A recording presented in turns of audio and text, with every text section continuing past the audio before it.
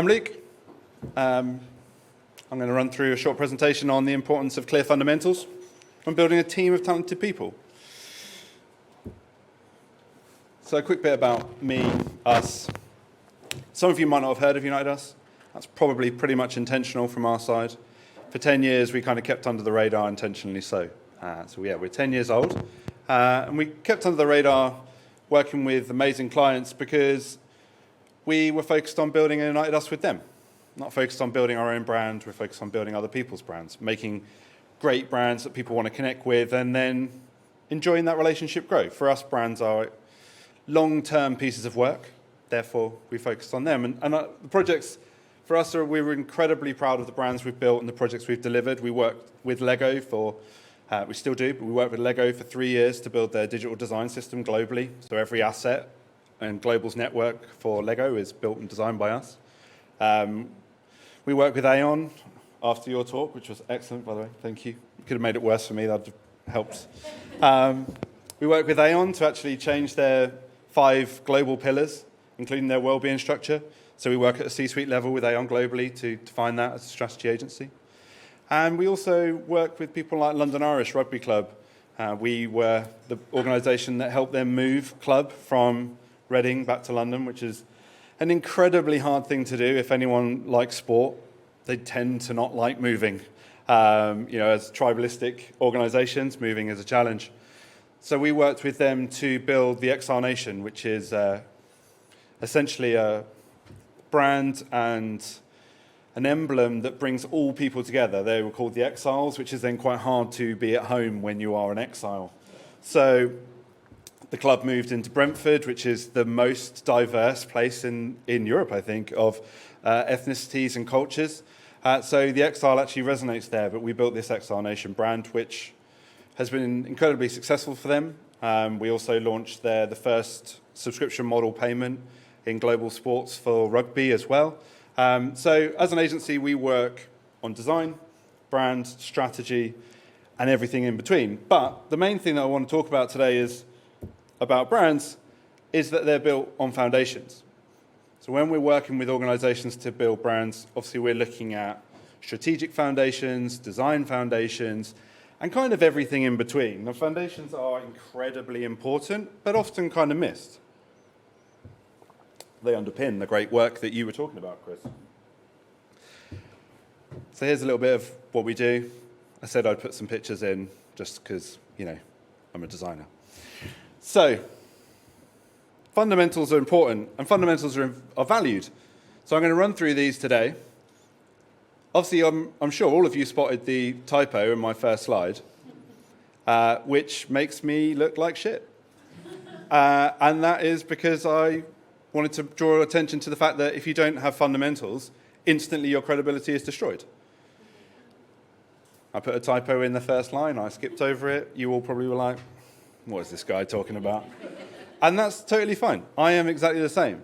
So my talk today, or what I'm chatting, is going to be about, are they valued, why they matter to us, how we use them in practice, and then some learnings from the recruitment process we've had.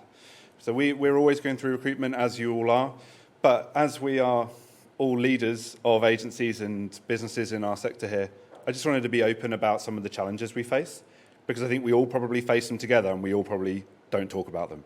So Chris did the big stuff, I'm doing the little stuff, Helen's going to do the academic stuff. It's going to be a great talk. So fundamental, what does it mean? So the dictionary term for a fundamental is forming the base from which everything else develops. Solid. But what does it mean to us as an agency is slightly different.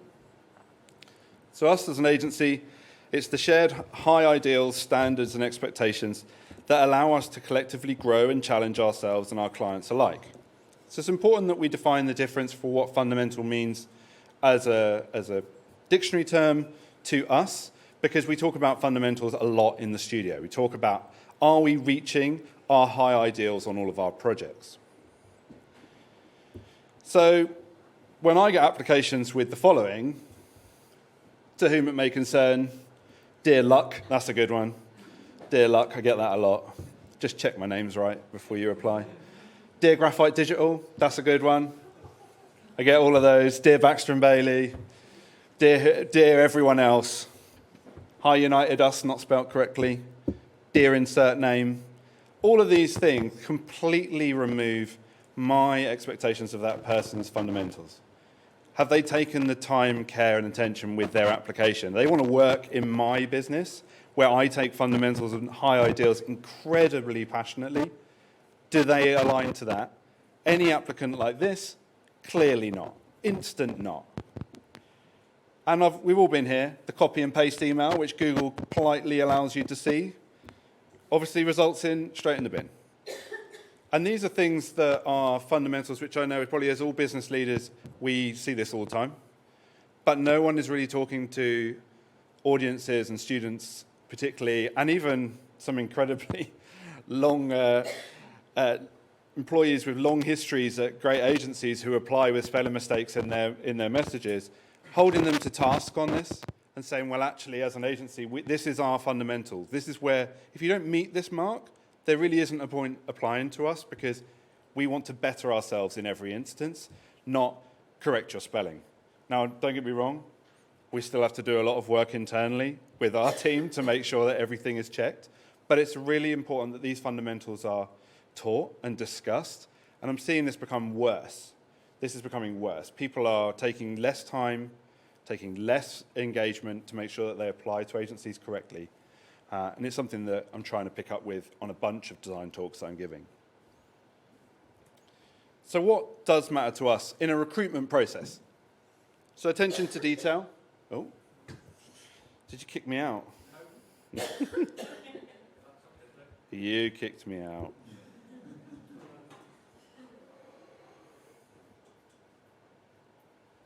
You still kicked me out. I'm back. Oh, here. Cool. Attention to detail, not getting kicked out of your AirPlay. Using spell check, I mean, that's an invention that was there to save the world, right? Why do people not use it? Proofreading. Making it personal. This is really important to us as a business. Chris touched on A's, higher A's, which is lovely. I've not heard that before. But I would argue that, A's to hire an A need to know that there's an association there. They need to understand them as a person. CVs are, in my opinion, CVs are fairly pointless.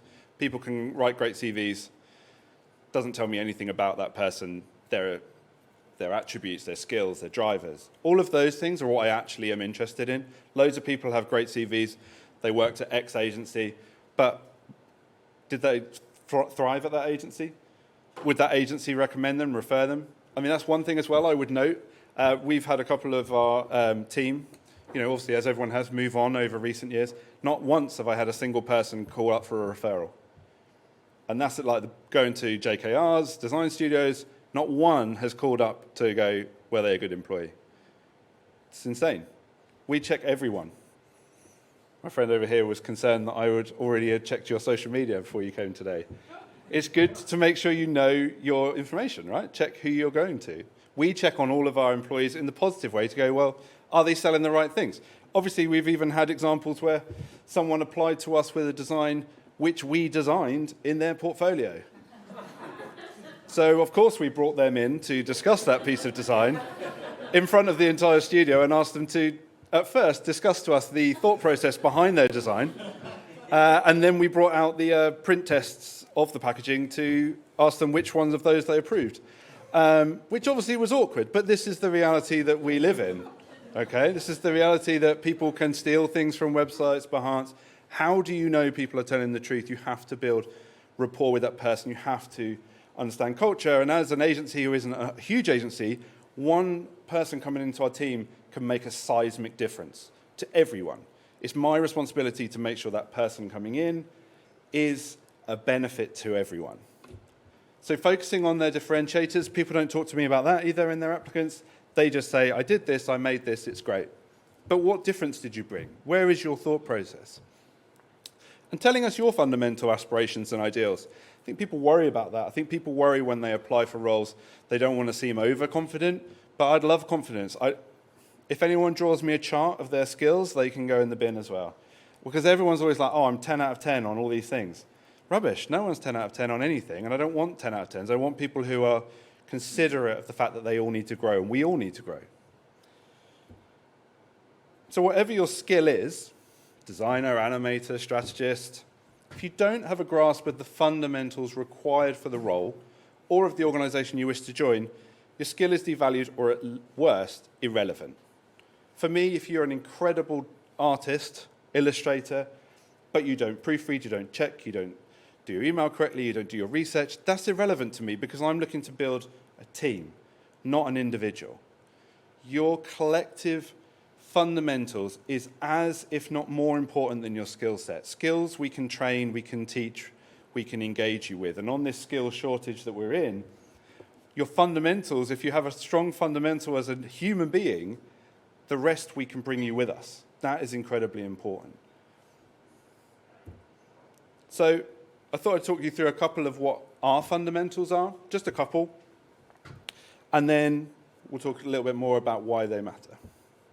So, number one, strategy is gospel, creativity is king. This is a fundamental for us and has been for the last decade. As a strategic branding agency, we don't do lip service strategy. We are fully strategy heavy in the sense that we might work for 3 to 4 months with a client, never touch a piece of design. Because the creativity, the idea, the notion is in that strategic piece of work, and it is gospel in the agency. Once it's agreed, it is gospel. But creativity is king in the sense that it trumps making sure that everything in the strategy lives, breathes, and happens. So this is really important to us. It completely underpins our agency. Everyone knows, and everyone leads with it. Number two. Opportunity is found through the eye of a needle. When we're working on strategy, we're looking for the needle in the haystack, and then you have to look deeper than the needle. You have to find what is through the eye of that needle that gives you that opportunity, which gives you that creative resonance to build a brand, to build a strategy. And often, very often, that is a cultural thing. It is a cultural underpinning that gives us the creative license to go and amplify that organization, to give them the fast-paced ability. Pace is incredibly important, and I completely agree with Chris. But if you don't have an alignment of purpose, pace becomes just chaos. Defining that tiny niche of purpose is really important to us, so we often talk about this. When someone goes, "I've got it," we're like, okay, let's look at quote number 3 before we agree. Challenge everything always. When someone says, "I've got it," challenge it. If someone says, "I understand it," challenge it. And internally and externally with our clients, we question everything all the time. I think for some clients it can become, they go through a phase of we love it, we hate it, we love it again. Because we'll say, well, why are you doing this? Why are you doing that? Why are you doing this? And we do this internally as well. Internally, as I said, I'm going to be up front, this can make challenges. It can slow our pace. Because of challenging everything sometimes means we need to discuss everything. I really liked Chris's slides about everyone needs to get on and row. That's something I may have a discussion with the team. Because there is, challenge everything does mean that sometimes that can happen, can slow pace, but it's incredibly important. So 4, it's like Chris and I work together. Align people around a shared purpose and anything's possible. We truly believe this, and we work with our clients over the last decade to deliver it. There is nothing that we cannot do together if we're all in the same alignment of purpose. We can and will have the energy to deliver it. And number 5, genuinely give a shit about every detail, every goal, every person. Now, this is something that we absolutely believe. Everyone says they care about their people, which I always challenge, because how do you prove that? When do you prove that? As agency leaders, there is real challenges of saying we really care about everyone, but we also have to fire people. That's a hard conversation to have. I think, Chris, you summed it up nicely when you have to do all you can. But the support that we provide our team is, and I truly believe, beyond the norm. People who join our team tell me that. And for us, as a person, it's what I'm driven by. It's building an environment that is supportive of others. So genuinely caring about them comes through in a bunch of ways, which I'm going to talk you through. And sometimes it's quite hard to really give a shit about everything. Overwhelmed is something that can happen from that. So the question I have is, can all businesses focus on every person, or does scale play a part? Now, obviously, we are a small business. We work with big global giants. Lego being a good example. They care about their staff. Outwardly, yes, they're very caring of their staff. When you spend a lot of time in Denmark with them, maybe not so. It's not so rosy, the relationship that they have. And that's partly due to scale rather than aspiration. I've spent quite a lot of time with the founding Lego family, the grandfather who still knocks around, and he's amazing. He's like Santa. Like, he's everything you would want him to be. He is just caring, and all he talks about is toys for kids, and he's just like a really interesting person, but he genuinely cares. But then below him, there's levels of CEOs, and it becomes diluted. That aspiration becomes diluted. It becomes corporate again. How do you deliver care? So for us, we believe in the 2 pizza rule. Has everyone heard of the 2 pizza rule? So it's a rule that we have. We also have to say with unhappiness, because it was generally perceived to be coined by Jeff Bezos. It's this belief that teams should be no more than can be fed by 2 pizzas. Anything larger than that, communication becomes a challenge. You become really hierarchical. It becomes slow. So we have this rule in our studio where we're working on projects or our own work is in the 2 pizza rule. Now, obviously that's awkward because we all like pizza. So, everyone's like, well, that's like one person. But realistically, you get the idea that we believe in small teams, and we believe in the value that small teams play, particularly now as an organization when we talk to large clients. We're seeing more and more that clients want individual businesses, smaller teams, responsive. They want to build relationships. They want to build an understanding with a person, not 400 people in an office in London. They want small. And that is a real opportunity for, I think, collectively, the majority of businesses in Brighton to champion the value that small has. This is one of them. This is an interesting thing. If you do want to order us some pizza, this is our favourite, just on our data. It's the VIP pizza, Ferrari. It's very good if you haven't had it. But being small matters to us because we build teams around their unique skill sets. We learn about their personal interests and quirks, and we consider it of their families and their influences on their daily lives. I know every person in my team's family, kids, I know grandmoms at the moment who are unwell. I know every little detail about my team, which enables me to make sure that if someone's struggling, then I provide some support to them, but they don't have to already have drowned before I know about it. As soon as they start to feel that the weight of the world is getting on top of them, we've already discussed it. There's a number of my team who have mental health issues, and I think this is a huge consideration for the creative industries with a neurodiverse audience and employees that message me daily to let me know how they're mentally feeling. I have a small WhatsApp. I get a message in the morning going, just a heads up, I'm feeling good today, or I'm not feeling great. Or those sorts of interactions enable me to be a better leader for them and support them. I understand how to support their personal growth, because we understand each person and go, well, actually, I can see your skills. I can see where you're lacking. I can see an opportunity. I can see the engagement that they have in the micro with the team as much as the macro. There's often, we've all met people who are great in the round table. They're great at the boardroom. They take the ownership, and then they do none of the work. Having a smaller team enables me to be able to see, okay, actually, someone who doesn't identify themselves as an extrovert is doing incredible work over here and is an invaluable piece of my team, but I can see that. They're not hidden or lost in that engagement. And genuinely care about them as human beings. I think so often at the moment, we're hearing people aren't valued as human beings. They're just work fodder.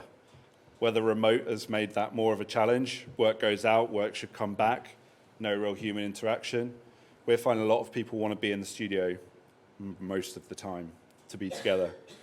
And we built UnitedUs to provide a happy and fulfilling life for us all. And that's really important to me. I genuinely want everyone to have happy and fulfilling lives. That doesn't necessarily associate to profit. Fulfillment isn't necessarily profit.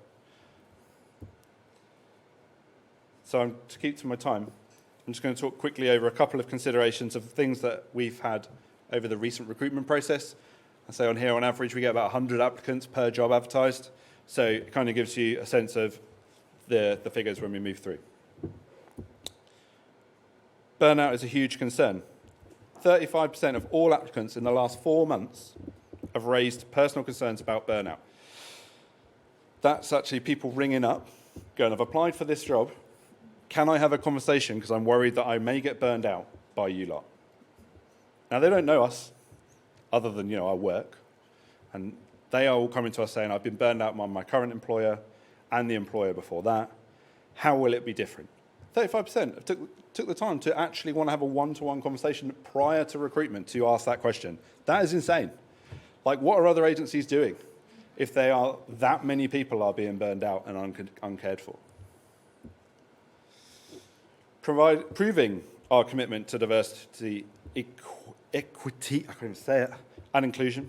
So 40% of people requested a one-to-one to talk about our DEI considerations. Like, we talk about it quite a lot as an agency, very open about it. We're a split gender on our partner board. We are predominantly heavy on women in our team. We have a very vocal LGBTQ in our business. We lack in some areas of our DE&I, but people want to talk more about it before they apply. This becomes, I believe, this comes to the point of aligning to purpose, but also people not necessarily trusting what they read. A lot of organizations obviously say they do D&I, tick box. Now there's a challenge of, well, do you do it or do you just say it? Even for an organization such as us, for 10 years, have talked about purpose and the alignment, and we've pushed for this. We're on our way to B Corp status. It's really still something that people want to clarify before they apply fully. The impact of the skills shortage. So this may be controversial. I'm interested to have a conversation with you guys about this later. I am seeing a lot of people apply to us with unrealistic expectation of their skills. They are applying saying, I am design director level, where they are clearly not. But you look at their CV and they have been paid that in organizations already. This is an issue I believe we have where we're looking at a devaluing level where people in the UK are not able to find applicants. Therefore, they're employing people into roles that they are not ready for. That is causing a quality issue within our creative industry because people are going up to creative director levels where I don't believe if we hadn't have had Brexit, they would have got those roles. More capable people would be in our talent pool and are not. This is such a consideration for us. I am currently looking at office spaces and speaking with the Dutch government about opening there rather than elsewhere in the UK to capture that talent pool. This is something that all of our team agree. So all of our team see applicants as well, and all of our team are questioning actively, how can that person be at that level at that agency with that level of work? So it's not just from my level, it's across the business. And we're struggling to recruit from diverse backgrounds. We have actively tried very hard to recruit for a more diverse audience. Brighton isn't incredibly diverse, and it is a concern for me as a business leader. Diversity of thought, learned culture, learned experience is essential to delivering brands which resonate with our clients. We work 70% outside the UK, so 70% of our work is on global cultural brands. Therefore, having a predominantly middle-class white business is a challenge, and it is also an embarrassment for me personally. We have actively tried very hard to change that and are still not making headway. So again, it's something, if anyone has any good experience, I would love to just chat about that because it's something I want to change. So a quick final thought. I mentioned to the team that I was doing a quick talk today, and one of our new director, strategy director, asked if they could put a slide in, which I was like, okay, I trust you. And they put this slide in, which was very kind of them. I'll let you have a read of that.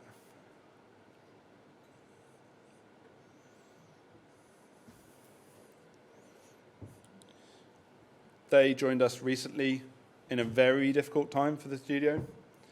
Strategy partner, unfortunately, was on bereavement leave on their first day as strategy director, and then from that point was with me, trying to fill the gaps, and had to jump straight into projects with huge work, and also had an incredibly difficult period of time, which they're still going through. And I think when they put this in, I was shocked, but also incredibly proud of the fact that this is the agency that we have and we've built, and that someone would want to take the time to share this kind of thing, because this to me is more important than our award wins, our big client roster. Like, the fact that people are supported in their environment is incredibly important to me as an individual, and why we changed our name to UnitedUs 6 years ago.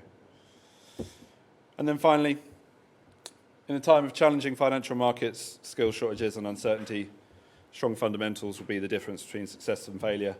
And we absolutely believe that. If we stick to our fundamentals, we will be okay. We will find a way through the challenges. If we allow our fundamentals to slip, that's when it'll start to unravel. We've made it to 10 years, 20 years. I want to be in Clear Left's shoes at 20 years. So it's really important to me. But hopefully it's given you some thoughts or something to discuss with me later on if you feel it's valuable.